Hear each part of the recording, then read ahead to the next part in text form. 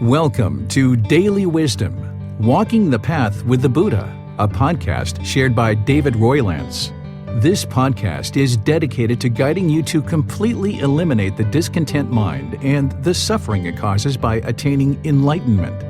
Learn and practice the teachings of Gotama Buddha that will guide you to fully attain a peaceful, calm, serene, and content mind with joy.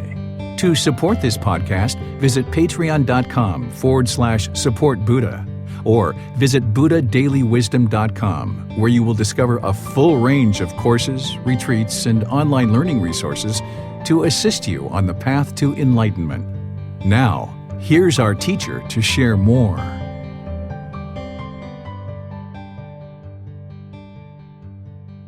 Sawadee-ka. Hello and welcome to Daily Wisdom, Walking the Path with the Buddha.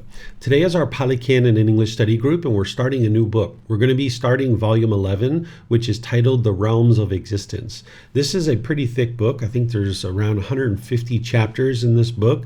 Of course, those chapters aren't, multiple pages. It's just, kind of the words of the Buddha and the words that I share. But nonetheless, it's a lot of content. The Buddha is going to be teaching you all about the 5 realms of hell, the animal realm, the realm of afflicted spirits, which are like ghosts, the human realm, and then the heavenly realm. At the beginning of the book, there's some other kind of discourses that just kind of get you prepped to understand what he's going to teach later in the book. But ultimately, he's going to walk you through each individual realm, helping you to understand the various aspects of each individual realm.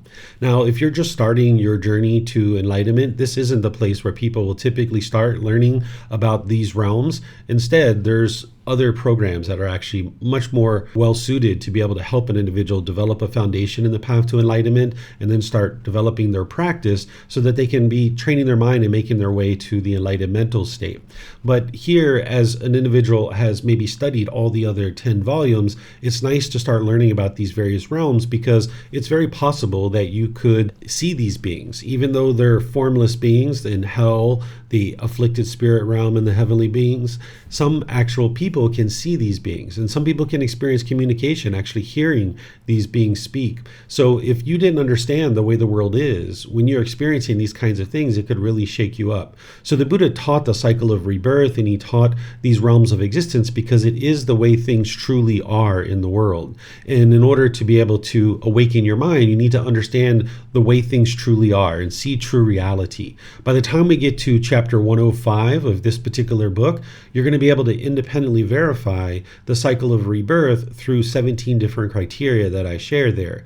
And as you make your way through the book, you can learn how to do that and not believing in these 5 realms or the cycle of rebirth, but instead looking to independently verify it. Because everything the Buddha taught, he taught it for a reason. He didn't just stick the cycle of rebirth or the 5 realms of existence in there just for the heck of it. And as many of you guys know that have been studying with me for a while, there are no beliefs in the teachings of the Buddha. It's not about rites or rituals or ceremonies or worship or prayer or believing something. He also didn't use these 5 realms in order to guilt, shame, or fear people into learning and practicing his teachings. But instead, as he's teaching you things like the Four Noble Truths, the Eightfold Path, the 5 precepts, meditation training, and all these other things, and you're starting to lift this pollution out of your mind, if you start hearing voices from these other realms or you start seeing these beings, it could really shake you up if you didn't understand that's the way the world is. So all the teachings of the Buddha are helping you to understand the way the world is. Not the way the world should be, but the way the world is, because that's what's going to help you to cultivate wisdom and then now navigate the world more peacefully. So we're going to be starting with chapters 1 through 10 today, and then as we go over the coming months, we're going to be gradually making our way through this entire book. At any time that you guys would like to ask questions, as we always do, you're welcome to ask questions as we go through this particular book. I'm going to do this the same way that we've done them always, which is invite people in Zoom to be able to read a chapter. Then I'm going to share some teachings on that chapter. Then I'm going to open up to any and all questions that you have, whether you're in Facebook, YouTube, or Zoom. If you're in Zoom and you would like to volunteer to read, you can just electronically raise your hand and then unmute your microphone and you'll be able to read the chapters. And when we get to the question period, if you're in Facebook, YouTube, or Zoom, you can ask questions by putting that into the comment section and I'll be able to see that. Or you can electronically raise your hand, unmute your microphone, and ask any and all questions that you might have. Now, one other thing that I'll share here as we get started on this book, you're probably going to hear me share this as we go throughout this book multiple times, that there's certain aspects of these teachings in this particular book that you really actually don't need to know in order to be able to get to enlightenment. The Buddha is going to be teaching you all kinds of intricate details about all these different realms because he had so much wisdom about these different realms. He had a lot of memories and recall of all the different things that were happening in the hell realm, for example, or in the heavenly realm, or in the afflicted spirit realm. He had a lot of memories of those things, and he shared those details with people. Now, you're not going to need to know that level of detail. So where I encourage students to do things like committing the Eightfold Path to memory and making sure you know the Four Noble Truths inside and out, backwards and forwards, making sure you really understand meditation and all these other teachings that I share.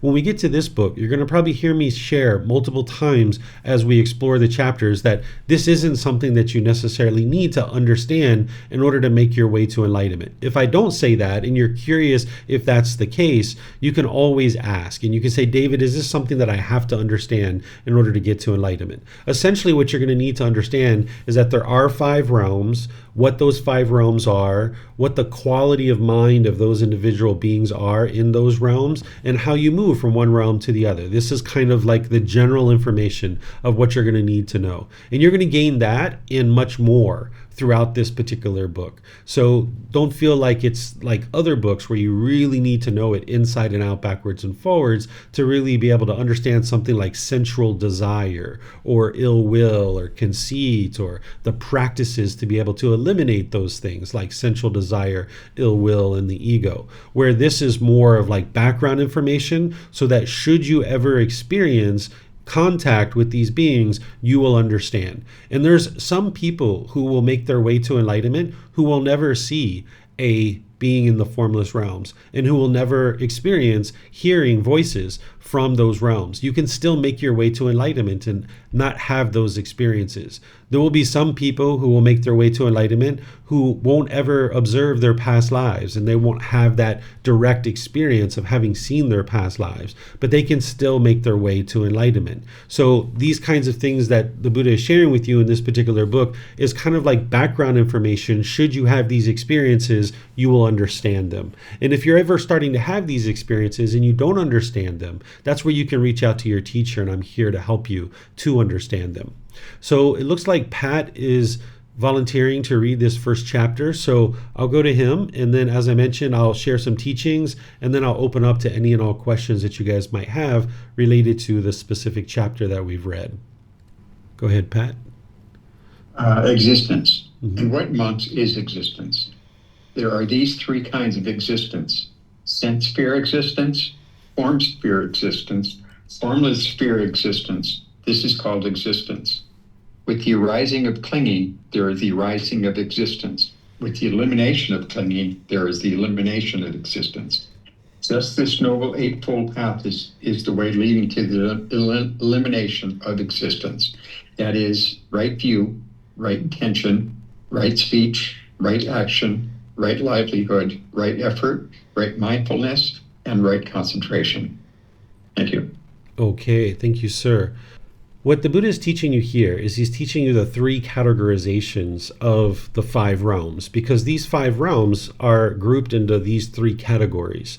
As I shared, there's 5 realms that the Buddha taught. Even though you're going to see other things out there in the world, you're going to see people that teach 6 realms, you're going to see people that teach 8 realms or 32 realms. You're going to hear all kinds of things. But when you go back to the original source teachings of the Buddha, to be able to see in the Pali Canon what did he teach and what he didn't teach, you will come to understand that he taught 5 realms: hell, animal, afflicted spirits, which are like ghosts, human, and then heavenly realm. These are the 5 realms that he taught, and we're going to walk through helping you to understand the various qualities of all these realms and what transpires in these realms throughout this entire book. But here, what he's doing is he's kind of grouping these realms into three different categories. He's talking about the sense sphere existence. That's any existence in any of the realms. Then there's this form sphere existence, which is any existences in the animal realm or the human realm, because we have physical form. That's what it means to have form. And then the formless sphere existence, this is the hell realm, the afflicted spirit realm, and then the heavenly realm. These are beings that have no physical form. So here, what he's basically sharing with you is that by this clinging that is in the mind, this is what leads to existence. And if you study dependent origination and you've seen that and verified that, you know this is true, that when the mind is clinging and holding on, then it's going to lead to this existence. But with the elimination of this clinging and holding on, that's what's going to eliminate existence. So this continuous coming into the world, and one of these realms is occurring because of craving and clinging, the mind holding on. And as long as the mind's holding on, it's just going to keep repeating and keep coming back into the world over and over and over again. You can see this to be true because, like, let's just say you hear a song or there's some thought that you have in your mind will kind of ruminate with that. It'll just kind of obsessively keep thinking about that over and over, where you just can't get that song out of your mind. It's the same kind of thing as that if you cling to this world, it's just going to keep repeating over and over and over and over and over again. And as you can see, that there's these continuous existences that an individual is going to keep coming back into the world over and over and over again. But each time it's a new existence, that there's a brand new body and there's a brand new mind.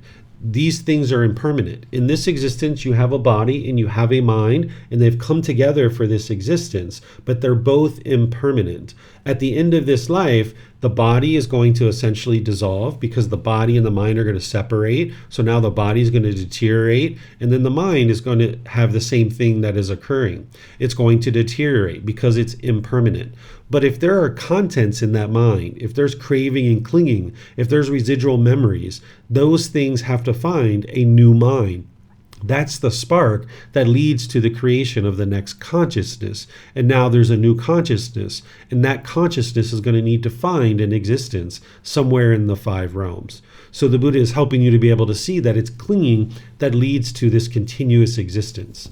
Then ultimately, he describes that the way to escape that and to eliminate existence is to train the mind with the Eightfold Path. That's what's going to extinguish the craving and the clinging.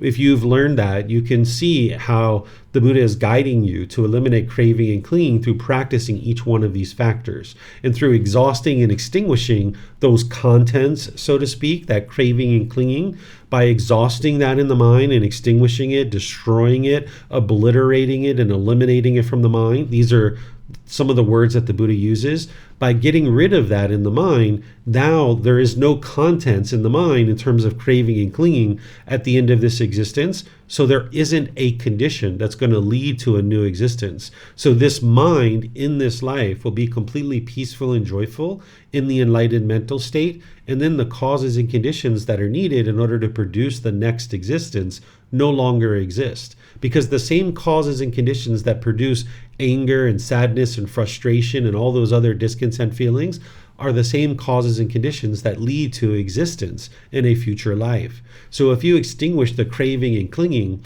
you will see that your mind's gradually becoming more and more and more and more peaceful, more joyful.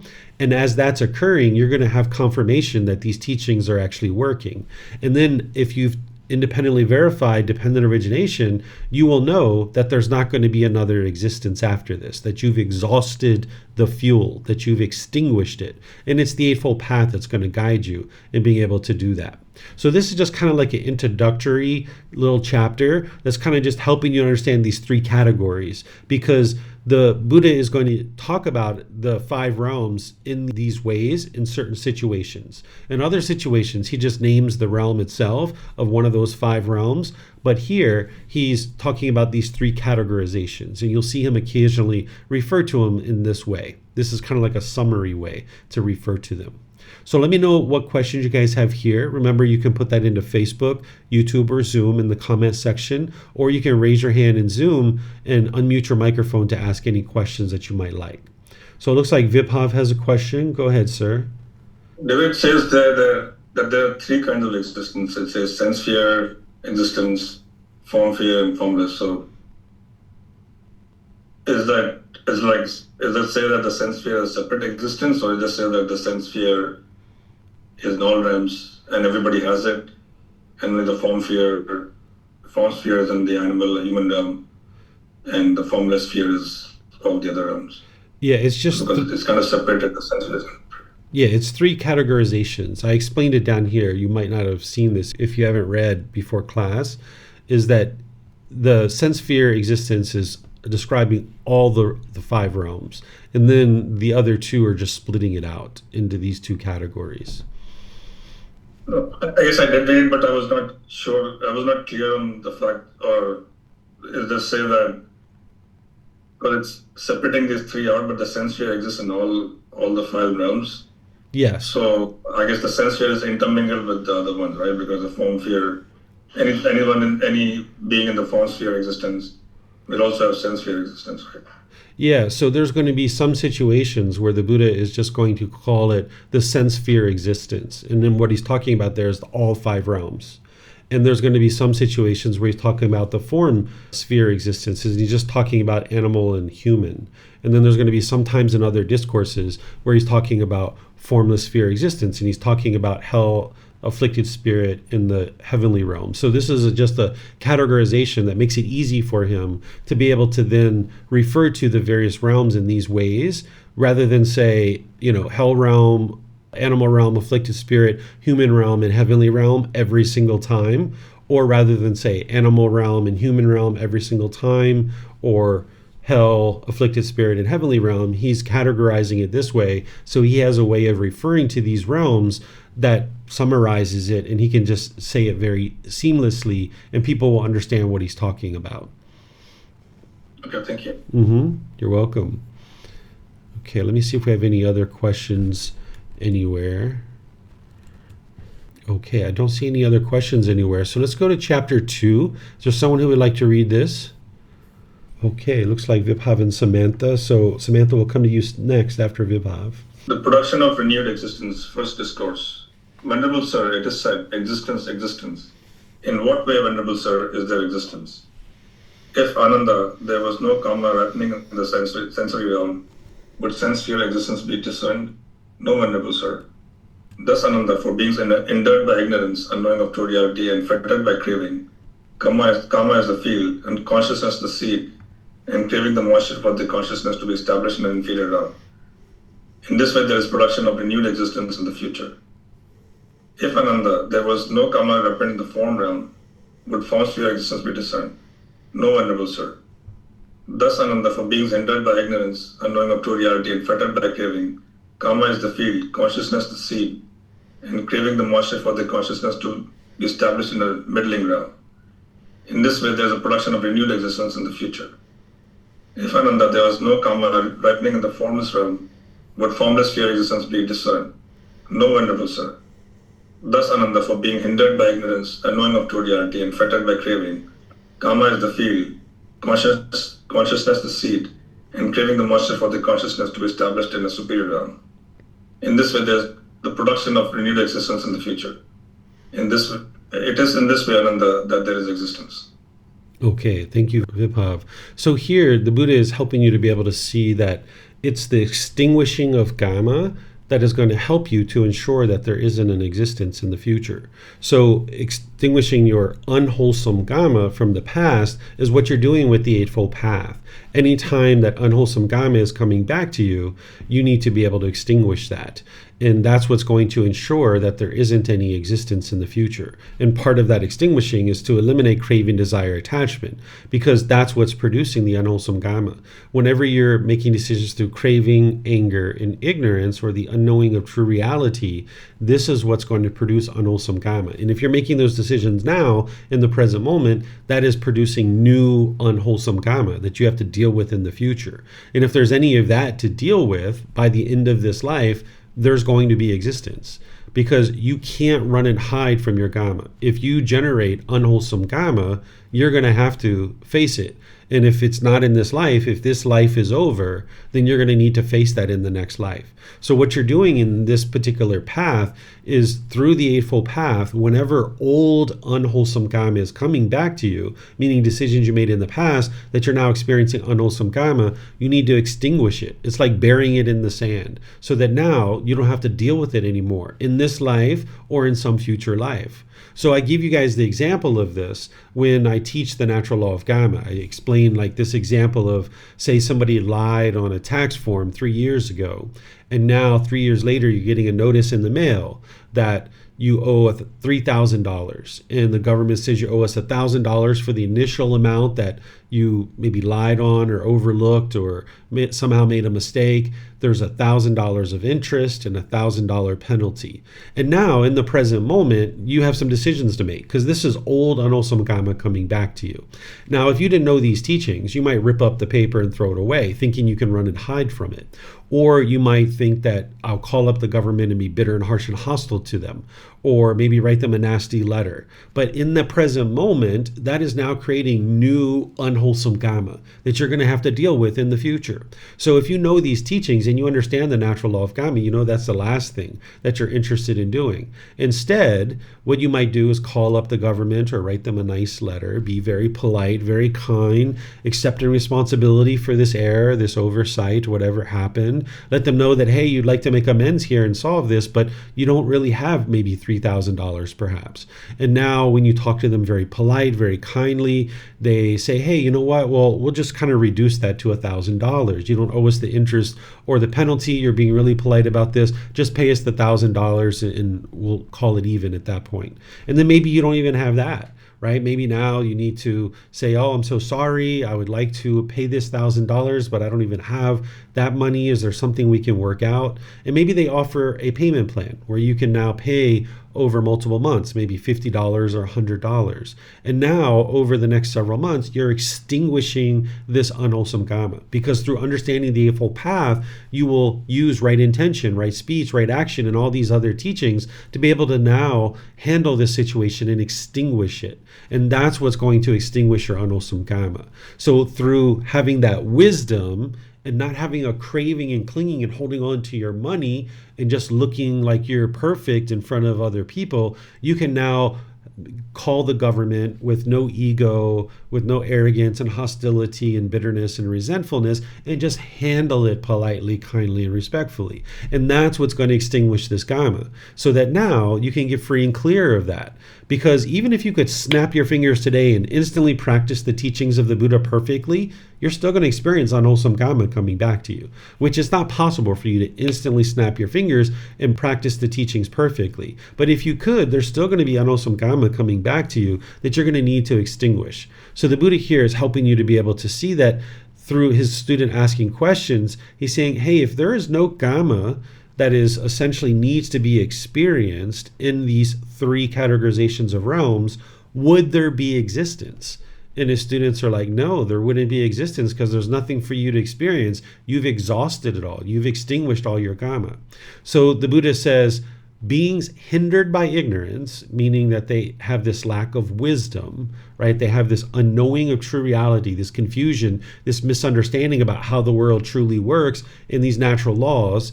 And they're fettered by craving, meaning being held down and burdened by this craving, desire, attachment. Then that means this karma that they're producing, which is all going to be unwholesome. The Buddha is describing this like a field that you would plant in, like a farmer's field. And then the consciousness itself is the seed that goes into that. And now that craving, desire, attachment is the moisture that's going to allow this process to continue. But if there isn't any craving and there isn't any karma, then this can't occur, right? Because if you don't have the field, if you don't have any karma to experience, and you don't have a consciousness because the craving has been extinguished and there's now going to not be a new consciousness, then none of this is occurring. So he's explaining to you what is occurring. And then, of course, in other teachings like dependent origination, the Four Noble Truths, the Eightfold Path, and all those other things, he's teaching you how to stop this whole process from occurring through seeing this cause and effect relationship with all these things. So it's the same thing that he's talking about for each individual categorization of the realms. So I'll pause here and see if you guys have any questions. Remember, you can put those into Facebook, YouTube, or Zoom, or you can raise your hand in Zoom and ask any questions that you like. Okay, I don't see any questions. So this particular chapter, needs understanding of karma, craving, and ignorance, and all these other things. So perhaps for those of you guys that have studied that, you're understanding, and if not, you can peer into it in more detail. But essentially what this comes back to is helping you to understand to extinguish your unwholesome karma. And it's the Eightfold Path that's going to allow you to be able to do that. Okay, this next chapter I think is very similar to that one. Let me just see if there's anything that's unique about it. I'm not seeing anything that's unique about it. So this is essentially the exact same thing. So we can just move on from this one. This is chapter 3. So it's essentially the same words from the Buddha and the same description there. Chapter 4, is there someone who would like to read this one? Oh, Samantha was supposed to read this one. Where is Samantha? Go ahead, ma'am. Thank you, Teacher David. The conduit to existence. Venerable Sir, it is said, the conduit to existence, the conduit to existence. What, Venerable Sir, is the conduit to existence, and what is the elimination of the conduit to existence? Radha, the craving, desire, excitement, lust, engagement, and clinging, mental standpoints, adherences, and underlying tendencies regarding form. This is called the conduit to existence. Their elimination is the elimination of the conduit to existence. The craving, desire, excitement, lust, engagement, and clinging, mental standpoints, adherences, and underlying tendencies regarding feeling. This is called the conduit to existence. Their elimination is the elimination of the conduit to existence. The craving, desire, excitement, lust, engagement, and clinging, mental standpoints, adherences, and underlying tendencies regarding perception. This is called the conduit to existence. Their elimination is the elimination of the conduit to existence. The craving, desire, excitement, lust, engagement, and clinging, mental standpoints, adherences, and underlying tendencies regarding volitional formations. This is called the conduit to existence. Their elimination is the elimination of the conduit to existence. The craving, desire, excitement, lust, engagement, and clinging, mental standpoints, adherences, and underlying tendencies regarding consciousness. This is called the conduit to existence. Their elimination is the elimination of the conduit to existence. Okay, thank you, ma'am. So here, the first thing to know is what is a conduit, right? A conduit is something that allows something to travel from one thing to the next. So like in an electrical circuit, if you have electricity on one side and you have a wire that's going across to another side, like maybe to like a light bulb, the conduit is the wire, right? That's what's allowing the electricity to flow from one place to the other. So here, the question that the Buddha is being asked is what's allowing something to go from one existence to the other? What is the cause? What is the condition that's leading from one existence to the other and allowing this to continue to occur over and over and over? And what he's saying is craving, desire, this holding on, this clinging to the five aggregates. That as long as an individual, as a human being, is holding on to these five aggregates, then there's going to be continued existence. That's what's allowing these existences to continue. So for those of you guys that have studied the five aggregates, you'll know that there's this physical form, which is like the physical body. This is where the mind is maybe clinging to your appearance and wanting to appear a certain way to other people. Maybe if you get a wrinkle or a pimple or a mole or a gray hair, you start losing your hair, maybe you're shaken up by that because the mind's clinging and craving this permanent existence in terms of the physical form and wanting the physical form to appear a certain way. And now when you're craving and clinging, that causes discontentedness but it also causes rebirth as well, because you're clinging to this physical form and holding on. That's the conduit that's allowing these existences to continue. Then the same thing with feelings, that an individual could be clinging to their feelings, either pleasant, painful, or neither painful nor pleasant. If an individual is clinging to those feelings, then now that's going to create a conduit to existence. That if you cling to this happiness, this temporary happiness that one experiences as conditional experience in the mind, now you cling to that and hold on to that. Now when your mind is not experiencing that, you're maybe frustrated or angry or some other discontent feeling that's painful or neither painful nor pleasant. So not only is this causing discontentedness, and this is discontentedness in the mind, but it leads to continued rebirth as well.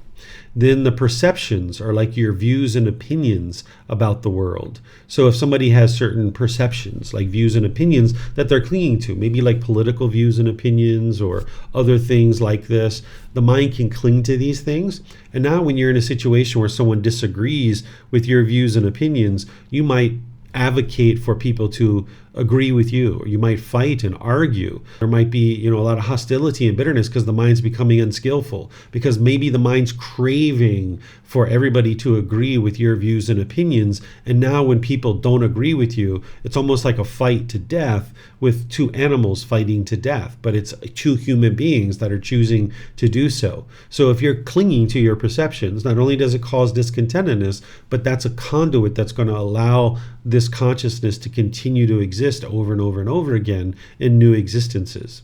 Then there's the volitional formations, which are choices and decisions. If we cling to those, same thing. An individual can become discontent, but then also it leads to continued existences as well. So if somebody was maybe taking a trip to Australia and they were clinging to this decision and they really wanted to go and they were so excited about this trip, and now they show up to the airport and their plane is delayed or it's canceled. So now they may be frustrated or agitated or annoyed.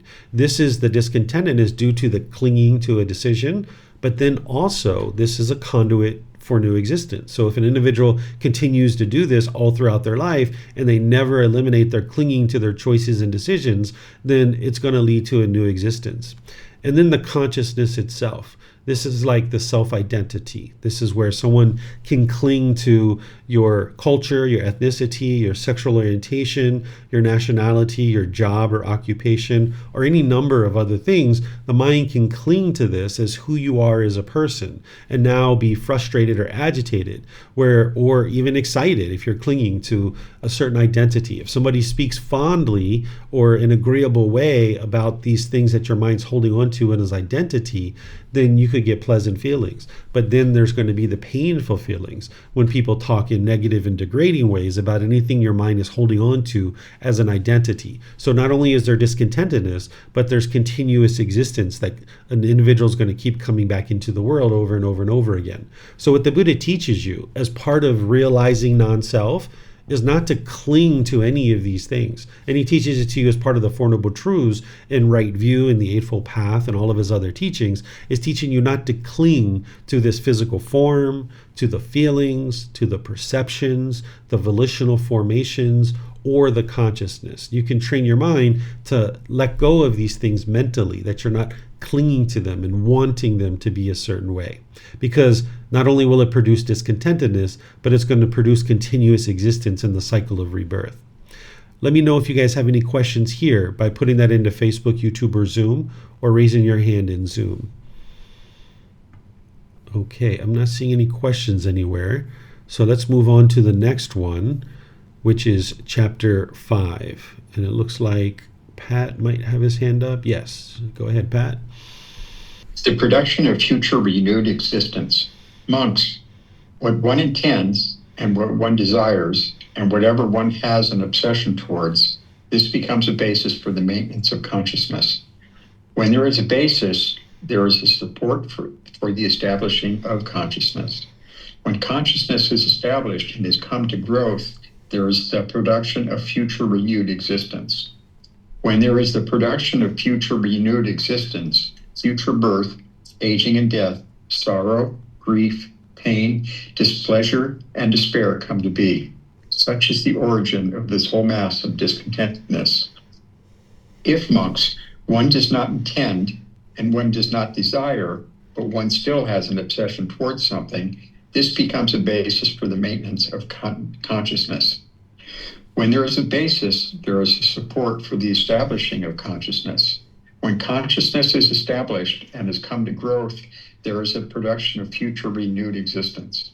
When there is the production of future renewed existence, future birth, aging and death, sorrow, grief, pain, displeasure, and despair come to be. Such is the origin of this whole mass of discontentedness. But monks, when one does not intend, and one does not desire, and one does not have an obsession towards anything, no basis exists for the maintenance of consciousness. When there is no basis, there is no support for the establishing of consciousness. When consciousness is unestablished and does not come to growth, there is no production of future renewed existence.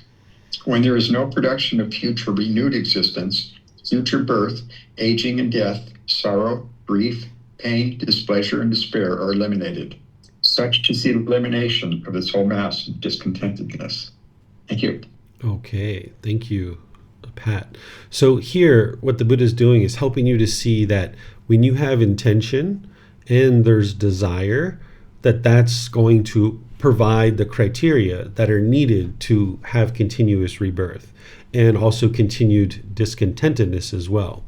But even if one does not have intention, but one does not desire, but they still has this obsession towards something, which that's essentially an underlying craving, desire, attachment, then there's still the condition for renewed consciousness. It's only when an individual gets to a point where they don't intend and they don't have desire and they don't have this underlying obsession towards anything. Because there can be these underlying residual craving and clinging. Once you don't have this strong desires, you can still have this underlying craving and clinging that is in the mind. But it's when you extinguish and exhaust all of that through the Eightfold Path and all the connected teachings, that then you will eliminate your discontentedness. And you will know, as the discontentedness is gradually diminishing, that you're eliminating the criteria that are producing discontentedness, but you're also eliminating the criteria that produce rebirth. This is one of the beauties about the teachings of the Buddha, is that typically things like what's going to happen in an afterlife and so forth, it's always based in belief in a lot of traditions. But here in the teachings of the Buddha, when you're training your mind to eliminate craving and clinging, you can see in this life that your discontentedness is gradually diminishing. And if you've verified that that's also what leads to rebirth, then you'll have confidence that you're not going to experience any rebirth once you get to the point where it's been 1 year, 2 years, 3 years, you're not experiencing any discontentedness any longer. You know the causes and criteria that are producing that have been exhausted. So therefore, the criteria that produce rebirth, that's also been exhausted too, because it's the same exact criteria. So you can have confidence in this life through the training of the mind and seeing the diminishing of discontentedness that you're headed in the right direction. And now once your mind has been fully trained and fully transformed and there's no discontentedness whatsoever for an extended period, like 1 year, 2 years, 3 years, then you'll know that you have reached to the point where the mind is fully trained and transformed, the mind is enlightened, you're not going to experience any discontentedness any longer, and there's not going to be any more rebirth either. And that can be very comforting and help you to gain confidence to see that that has occurred. So let me know what questions you guys have here. It looks like Samantha has a question. Go ahead, ma'am. Thank you. You alluded to, or maybe I misunderstood what you said about an obsession being maybe just a very slight desire towards something. Would that be still in the conscious mind or in the subconscious mind? When there is a subconscious mind and a conscious mind, it can be both. Okay. That's why by the time you get to that second jhana, there's the unification of the mind or the oneness of mind where you can see the entire mind. So by the time you've gotten to the second jhana, you can see the entire mind. There's no such thing as a subconscious mind at that point. But prior to that, it could be in the subconscious mind as well. Prior to that, okay. Mm-hmm. Thank you very much. Mm-hmm. You're welcome. Okay, I'm not seeing any other questions, so we'll move on to the next chapter. This is chapter 6. Is there someone who would like to read this? Okay, it looks like Samantha. Go ahead, ma'am. Thank you. Stations of consciousness, first discourse. Ananda, there are 7 stations of consciousness and 2 spheres. Which are the 7? There are beings different in body and different in perception, such as human beings, some heavenly beings, and some in states of sorrow. That is the first station of consciousness. There are beings different in body and alike in perception, such as the heavenly beings of Brahma's company, born there on account of having attained the first jhana. That is the second station of consciousness. There are beings alike in body and different in perception, such as the Abhasara, heavenly beings, as the third station of consciousness. There are beings alike in body and alike in perception, such as the Sabhakina, heavenly beings. That is the fourth station of consciousness. There are beings who have completely transcended all perception of matter by the vanishing of the perception of sense reactions and by non-attention to the perception of variety, thinking space is infinite. They have attained to the sphere of infinite space. That is the fifth station of consciousness. There are beings who, by transcending the sphere of infinite space, thinking consciousness is infinite, have attained to the sphere of infinite consciousness. That is the sixth station of consciousness. There are beings who, having transcended the sphere of infinite consciousness, thinking there is no thing, have attained to the sphere of nothingness. That is the seventh station of consciousness. The 2 spheres are the sphere of unconscious beings, and secondly, the sphere of neither perception nor non-perception. Now, Ananda, as regards this first station of consciousness with difference of body and difference of perception, as in the case of human beings and so on, if anyone were to understand it, its origin, its elimination, its attraction and its dangers, and the liberation from it, would it be fitting for him to take pleasure in it? No, venerable sir.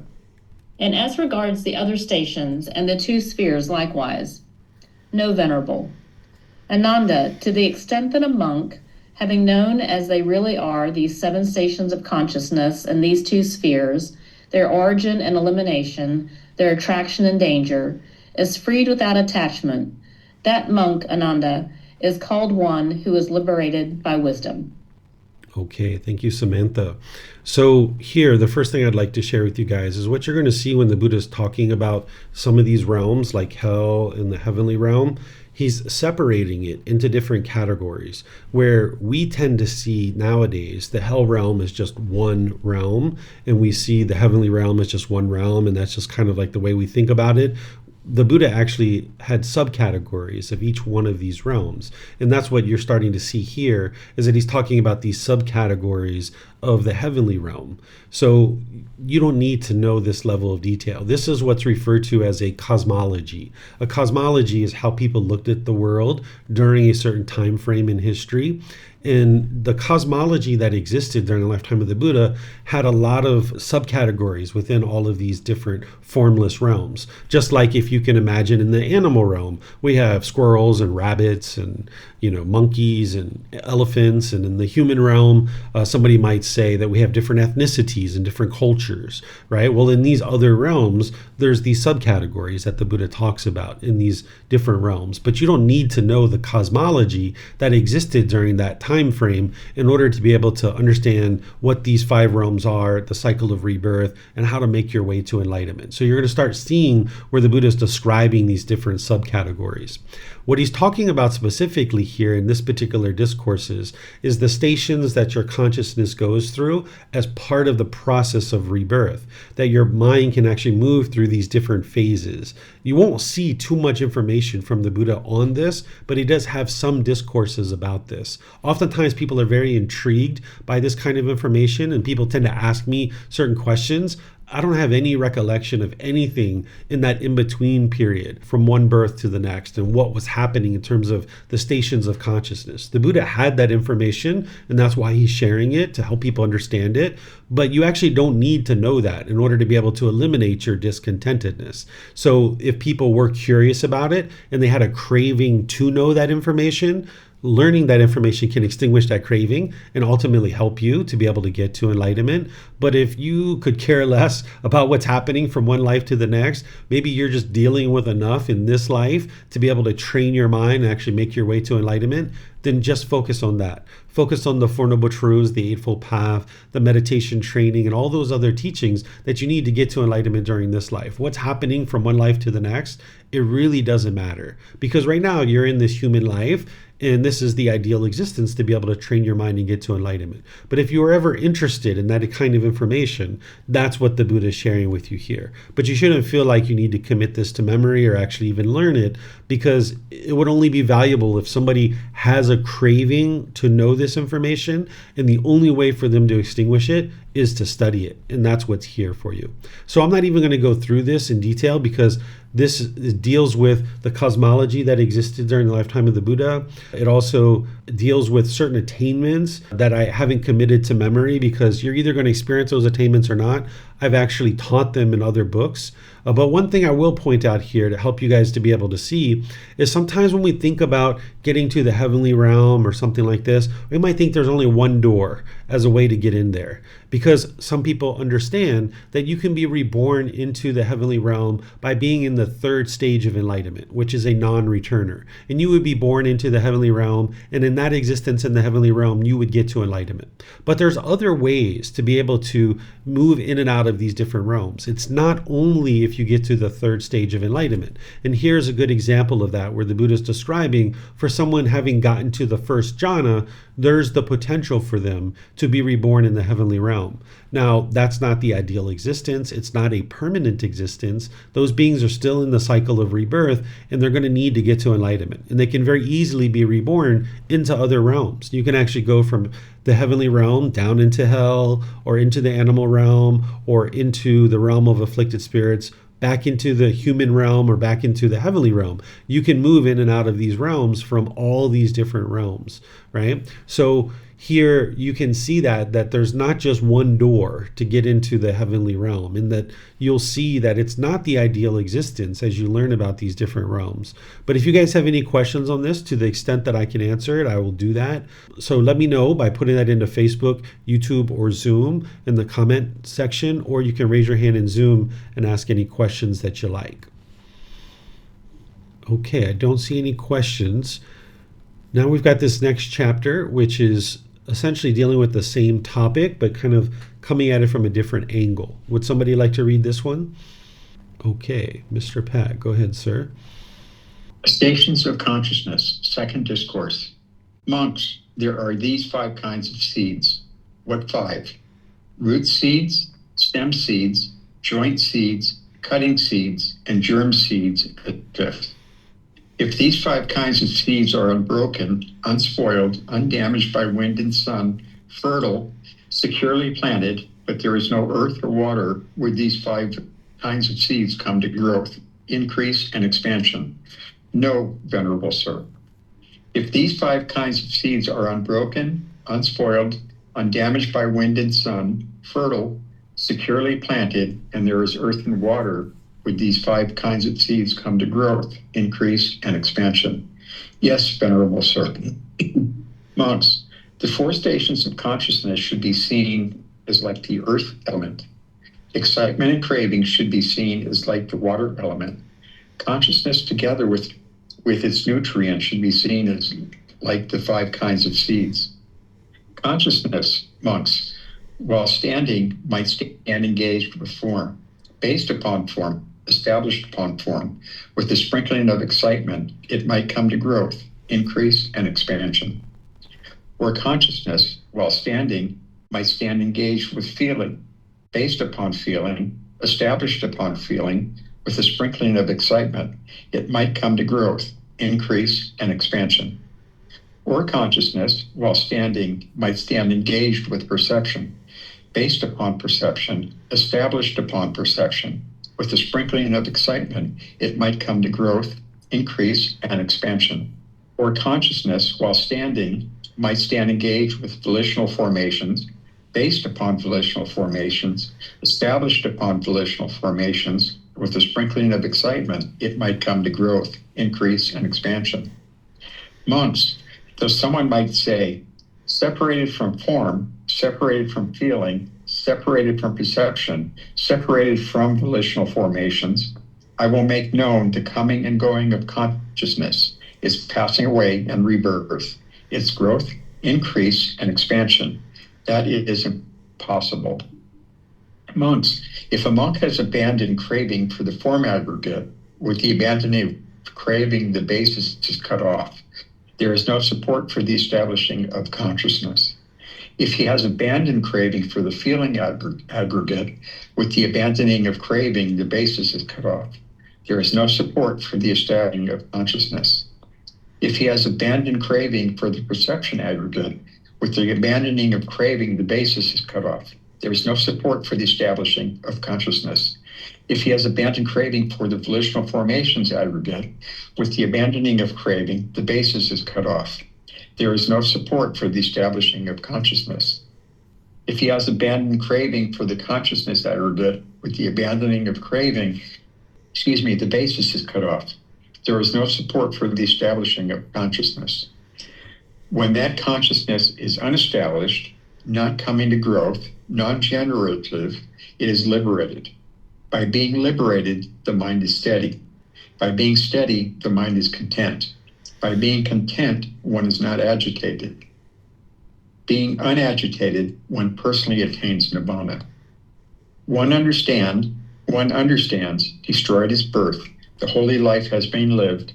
What had to be done has been done. There is no more for this state of existence. Okay. Thank you. Thank you, Pat. So we've studied a discourse like this that was similar towards the end, but here we've got the first part, which the Buddha is basically saying, okay, if there's these different types of seeds, these 5 different types of seeds, and they were essentially unbroken, unspoiled, and damaged, and there was no earth, there was no water, would these 5 seeds come to grow, increase, and expand? And the students are saying no, that those seeds wouldn't come to grow because there's no earth, there's no water, so therefore they can't grow. Well, the Buddha says, okay, if these 5 kinds of seeds were unbroken, unspoiled, but there is earth and water, would they come to grow? And of course, the answer is yes. So now the Buddha is describing these aspects of the mind like he's describing these particular seeds, that these 4 stations of consciousness should be seen like the earth element. That's providing the nutriment, essentially the ability for these consciousness to keep coming into place over and over, because there's these 4 stations of consciousness. And now excitement and craving would be that moisture or the water element. So now the consciousness coming together with its nutriment is now like these 5 seeds, that it's going to grow and expand and continue to come back into the world over and over and over again. So then the Buddha is saying, okay, what's allowing this to occur once again is the craving and clinging to these 5 aggregates. That's what's allowing the mind to keep coming into existence over and over and over again.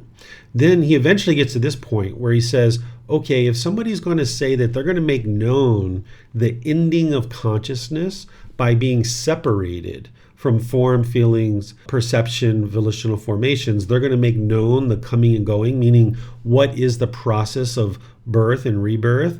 He's saying that it's impossible for somebody to know that answer by just being separated from these 5 aggregates, because essentially their mind is not enlightened yet. They still have craving and clinging in their mind, so it wouldn't be possible for that individual to yet know and understand what is actually causing consciousness to come and go.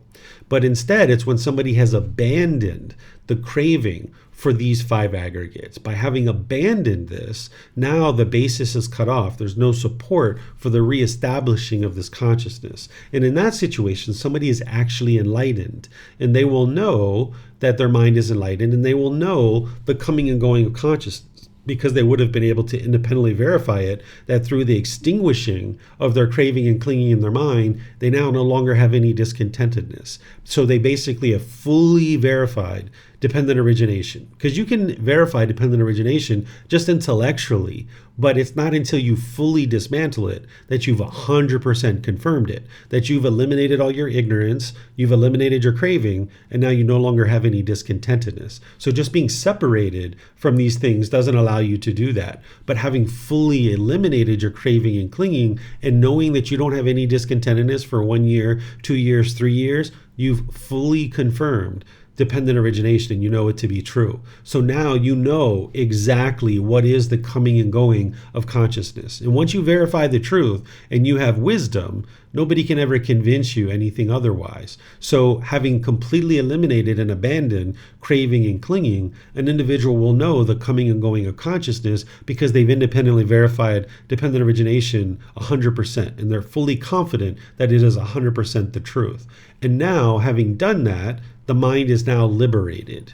The mind is now steady. The mind is content and not agitated. The mind is enlightened, right? That's what the Buddha is explaining. And then once you're experiencing that, and you know 1 year, 2 years, 3 years, you haven't experienced any discontentedness, then you will also know destroyed is birth.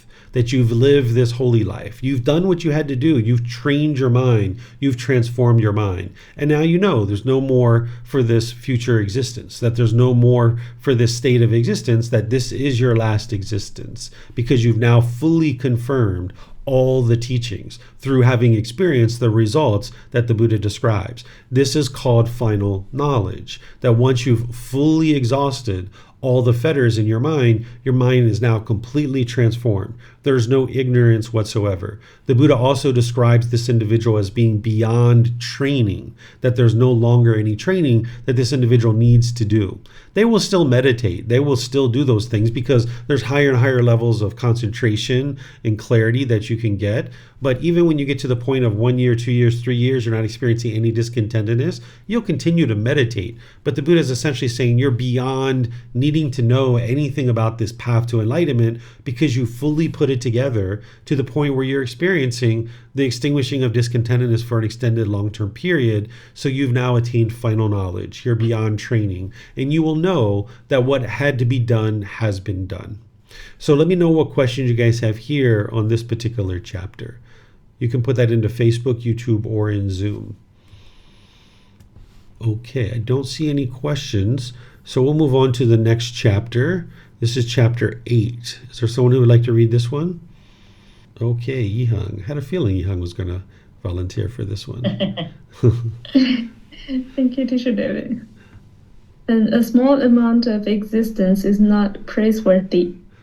Monks, just as even a small amount of physis is foul-smelling, so too I do not praise even a small amount of existence, even for a mere finger snap. Monks, just as even a small amount of urine is foul-smelling, a small amount of saliva is foul-smelling, a small amount of pus is foul-smelling, a small amount of blood is foul-smelling. So I do not praise even a small amount of existence, even for a mere finger snap. Thank you. Okay, thank you, Yihang. So this is a short little discourse where the Buddha is essentially saying that he's not encouraging people to exist in this world, right? And this is very important to understand because you will see many places in the world teaching you the opposite. They will teach you that the goal is to come back into the world and help other people to get to enlightenment. And this just isn't true. This isn't what the Buddha taught. This isn't what he did, right? If that's what the ultimate goal is, that's what he would have done. But that's not what he did. He trained his mind. He got to enlightenment. He escaped the cycle of rebirth. And he taught people how to do that same thing during those 45 years that he was teaching from the age of 35 to 80. So here he's saying, just like all of these bodily substances are foul smelling, he considers existence in the world to be that way as well. Now, some people might say, well, that's a pretty pessimistic view to have, right? Well, what he's saying here is he's not looking at it in a pessimistic way. What he's saying is that if there's birth, there's going to be sickness, aging, and death, sorrow, grief, pain, displeasure, and despair. So as long as people keep coming into the world, as long as beings keep being reborn into the world, they're going to keep suffering. They're going to keep having all this discontentedness and this misery and this despair. And while getting to enlightenment, you will be very optimistic and you will understand exactly what it takes to get to that enlightened mental state, and you will thoroughly be enjoying every aspect of your life. You can look back and be like, all this birth stuff, it's kind of overrated, right? Like oftentimes we celebrate when beings are born, and yeah, it's wonderful when a new baby comes into the world and they're smiling and cheerful, and yeah, we can like play with the new baby and all this kind of stuff. But ultimately what the Buddha is describing here is that it's unwise to continue to come back into the world over and over and over again. So essentially, do the work, right? Do the work now to be able to not have to keep coming back, because every time a being is born, there's going to be sorrow, grief, pain, displeasure, and despair. There's going to be sickness, aging, and death, repeated over and over and over again. So there are some places that will teach you that the goal is to come back into the world over and over and over again. And you can know that that is untrue because you can see it in the original words of the Buddha here. And what people are sharing is that these individuals who are coming back into the world are helping everybody else get to enlightenment. And if that was true, then what we would see is that the world would be getting to be a better and better and better place, because we have all these people that are coming back into the world helping other people to get to enlightenment. Essentially, everybody's holding the door and nobody's walking through the door, right? This isn't the way the world works, because if that was the case, like again, we would see that the world was just progressively becoming better and better and better, that we wouldn't see continued war and fighting and murders and killing and all these kinds of things. So we have so much killing in the streets of society nowadays, and so much anger and hostility. So you can understand that that's not what the Buddha actually taught. And another way that you can see this too is that it would be very difficult for somebody to ever help another person get to enlightenment if they haven't experienced enlightenment themselves. In fact, it would be impossible for that individual who's never experienced enlightenment themselves to be able to guide other people to enlightenment. Because if they don't know how to attain it for themselves, how would they ever be able to help other people attain it? It's kind of like, would you be interested in learning how to drive a car from somebody who's never driven a car before? Or would you like to learn from someone who's maybe been driving for 5, 15, 20 years, and maybe they've been an instructor for several years? That's probably the person that you would like to learn how to drive a car from, not this person who's never driven a car. So the idea that someone's not going to get to enlightenment and then come back into the world, which doesn't guarantee they're going to come into the human realm, but let's just say they do, how is that individual now capable of helping anybody to get to enlightenment? So the Buddha is saying it here in no uncertain terms, very clear, that he doesn't praise existence, because he doesn't say it here, but we know that from the totality of his teachings, but because whenever there's existence, that means there's going to be sickness, aging, death, sorrow, grief, pain, displeasure, and despair. All that stuff is going to happen because you're not born enlightened, you're born unenlightened. So as long as there's an existence, there's going to be suffering. And that's why the Buddha is saying, I don't praise that stuff. It's kind of overrated. So train your mind, get out of here, escape this whole cycle of rebirth. So any questions here on this particular chapter? Okay, I don't see any questions anywhere, so we'll move to the next one. Is there someone who would like to read this one? This is chapter 9. Okay, it looks like Robert's got that one. Go ahead, sir. Just need to unmute yourself there, Robert. One called a being. Venerable Sir, it is said, a being. In what way, Venerable Sir, is one called a being? One is stuck, Radha, tightly stuck in desire, longing, excitement, and craving for form. Therefore one is called a being. One is stuck, tightly stuck in desire, longing, excitement, and craving for feelings. Therefore one is called a being. One is stuck, tightly stuck in desire, longing, excitement, and craving for perceptions. Therefore one is called a being. One is stuck, tightly stuck in desire, longing, excitement, and craving for volitional formations, choices, decisions. Therefore one is called a being. One is stuck, tightly stuck in desire, longing, excitement, craving for consciousness. Therefore one is called a being. Okay, thank you, Robert. So here, the Buddha is describing what is a living being. He's saying that a living being is going to have these five aggregates, essentially: form, feelings, perceptions, volitional formations, and consciousness. And he's describing this as being stuck. In the cycle of rebirth, when your mind is not liberated, you can feel kind of stuck. You can feel like you're in a box trying to fight to get out, right? Because there's all these things that are pulling you in these different directions. The mind is longing, yearning for money, or a boyfriend or girlfriend, or sex, or a new house, or a new car, or new clothes, jewelry. The mind's pulling in all these different directions. And it can feel like you're quite stuck in this continuous cycle, being reborn over and over and over again. And what is happening is the mind is craving and clinging and holding on to these five aggregates. And this is why one feels quite stuck. But there's an escape, and that's the Eightfold Path. That's what's going to allow you to escape out of this box, out of this continuous cycle, so you can break out of this. But it can sometimes be painful as the mind is letting go of these cravings, desires, attachments, where it once got really excited by these things. Now, when you're letting those things go, it's going to be very painful. So you can't actually get to enlightenment without experiencing painful feelings. Sometimes when we talk about this peace and joy and this happiness and all this cheerfulness and gladness of the enlightened mental state, it's kind of like, oh, we must be walking across the rainbow into the clouds, and oh, it must be so beautiful. Yeah, it is as your mind's becoming more and more peaceful, but in the process, it can be pretty painful as you're letting go of those cravings and that clinging, because the mind's holding on to it. And it got so excited and so happy by these things in the past that now when you're letting go, the mind's not getting what it wants. So you have to walk through these painful feelings in order to be able to get to the other side where the peace is, because those painful feelings are an indication that the mind is actually starting to let go.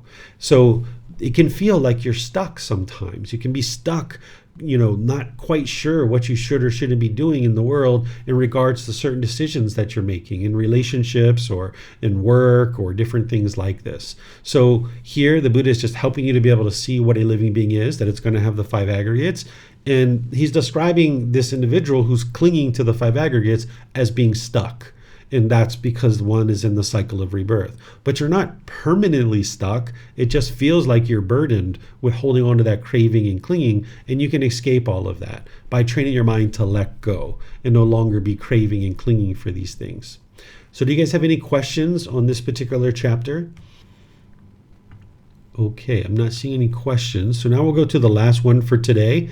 This is chapter 10. This is where the Buddha makes it very clear what is causing the continuous rebirth. Okay, it looks like Yihang. Go ahead, ma'am.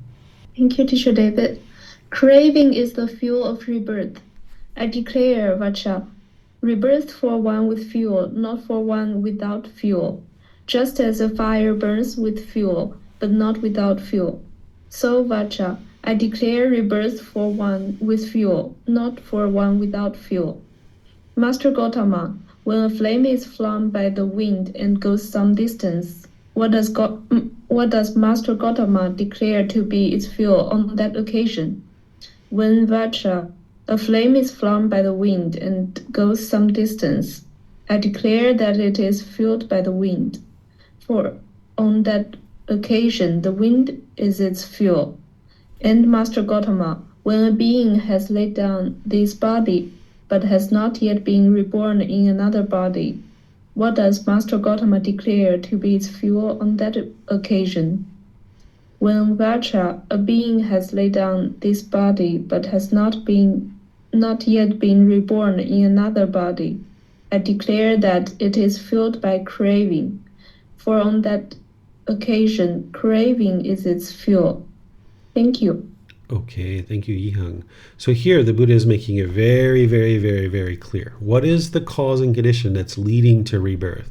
It's craving, it's clinging, right? All these different chapters that we were studying today was kind of leading to this same point, right? But here he's just making it very clear, because he would have shared these discourses at different times with different people throughout his teaching career, right? So he's going to be teaching these at different times.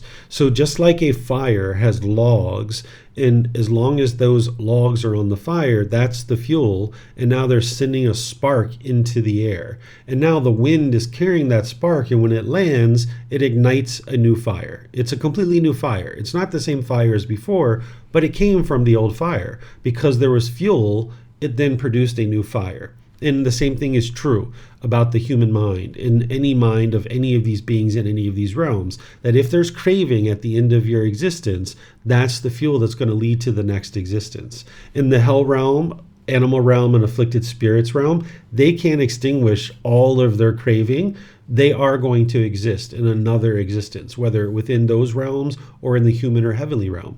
But in the human realm and in the heavenly realm, we can actually extinguish our cravings to the point where we're experiencing enlightenment. And we'll know that in this life because the mind's peaceful, the mind's joyful, or again, for 1 year, 2 years, 3 years. And you will know that you've exhausted your fuel. So this is a reason why we refer to the 3 poisons or the 3 unwholesome roots or the 3 fires, right? Because those are the fires that are burning that are sending off sparks. So as long as there's craving in the mind, there's going to be anger. That craving is sending off the sparks. And where is all that coming from? Is the ignorance or the unknowing of true reality. As long as there's a lack of wisdom, that fire is still burning, then there's still going to be craving and there's still going to be anger. But when you eliminate the ignorance by cultivation of wisdom, independently verifying the teachings, that's where you extinguish the craving and that's where you extinguish the anger. You'll know that you're doing that because your mind is becoming more and more peaceful, and you'll know that there's not going to be a renewed existence because there's no more fuel on the fire. The fire has been completely exhausted, right? So there can't be another fire if there's no sparks that are being flung into the air and being supported by craving, desire, attachment. So let me know if you guys have questions here on this chapter. Okay, I'm not seeing any questions anywhere. So next week, we're going to be in the next 10 chapters, chapters 11 through 20. We're going to be exploring those and gradually making our way through this entire book. Here, this is just kind of like helping establish some foundational things to be able to then understand the cycle of rebirth and the 5 realms of existence. And you're going to get a little bit more of that next week before we actually get into studying each individual realm individually.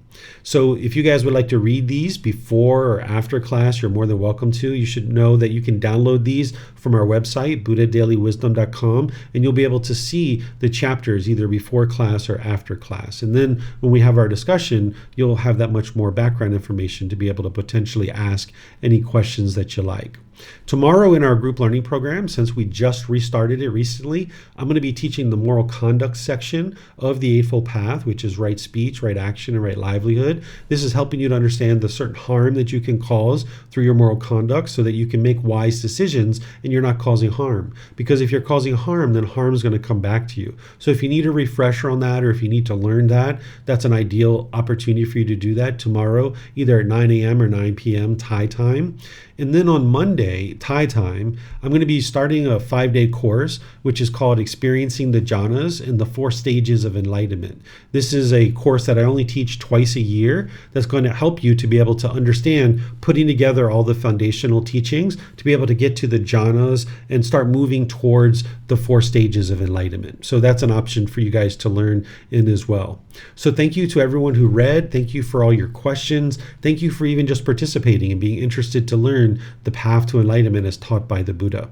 I'll perhaps see you guys in one of these future classes. Have a very lovely and wonderful rest of your day. We'll see you next time. Sawadee-ka. Thank you for listening to this podcast. To provide support for this podcast, visit patreon.com/support Buddha. To access more teachings, visit buddhadailywisdom.com. There, you will discover a full range of courses, retreats, and online resources to assist you on the path to enlightenment. Remember to establish a daily, consistent meditation practice, along with learning and practicing these teachings. A well-developed meditation practice is the foundation in which to train the mind to attain enlightenment.